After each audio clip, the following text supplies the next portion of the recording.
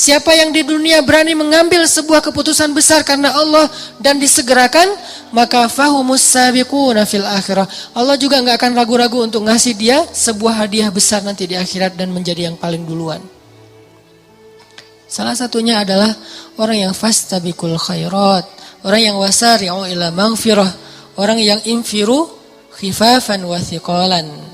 Orang yang segera dalam berjihad, orang yang segera dalam bertaubat, orang yang segera dalam berhijrah, orang yang segera dalam berdakwah, orang yang segera dalam memaafkan, orang yang segera dalam menginfakkan hartanya walaupun dalam keadaan sulit. Pokoknya yang melakukan sesuatu yang tidak normal. Kebaikan, dua-duanya kebaikan, yamin dan sabikun, dua-duanya kebaikan. Tapi ini di atas kenormalan, kewajaran. Dia melakukan dengan penuh resiko. Ini sabikun. Termasuk ketika kita mengambil keputusan besar dalam hidup kita. Salah satu yang paling besar itu adalah meninggalkan pekerjaan yang kita udah nyaman, berpenghasilan besar, tapi ternyata pada akhirnya kita tahu itu tidak berkah.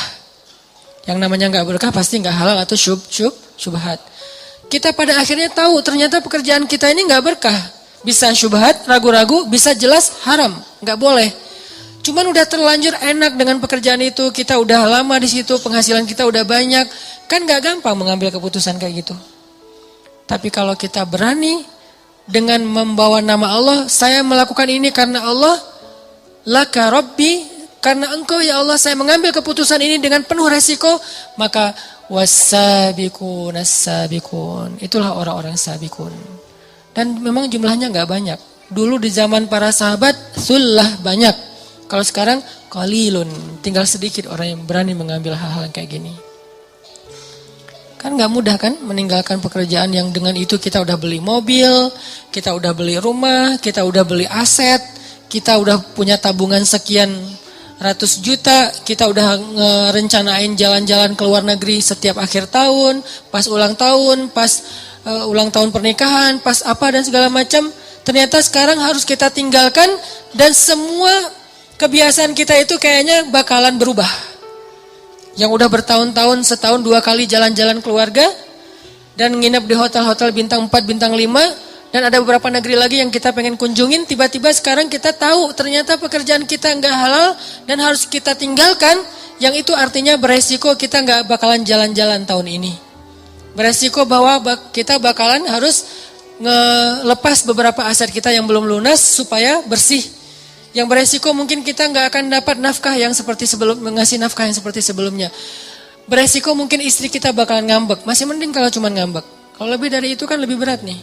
Belum lagi nanti diomongin oleh mertua, orang tua segala macam. Resiko. Ini keputusan besar. Ketika kita berani mengambil ini, berarti kita termasuk wassabiqun. Insyaallah fahumus sabiqun. Nanti di akhirat juga Allah akan memprioritaskan mereka. Kenapa? Karena mereka di dunia memprioritaskan Allah. Siapa yang memprioritaskan Allah di dunia, Allah prioritaskan nanti dia di akhirat. Itu kaidah sederhana, bisa digonta-ganti istilahnya sama aja intinya. Fadhkuruni azkurkum. Intinya seperti itu. Ihfazillah yahfazka. Ana inda dhanni abdi bi. Jadi teman-teman yang dirahmati Allah, ini salah satu ayat motivasi buat kita berani mengambil keputusan besar dalam hidup kita.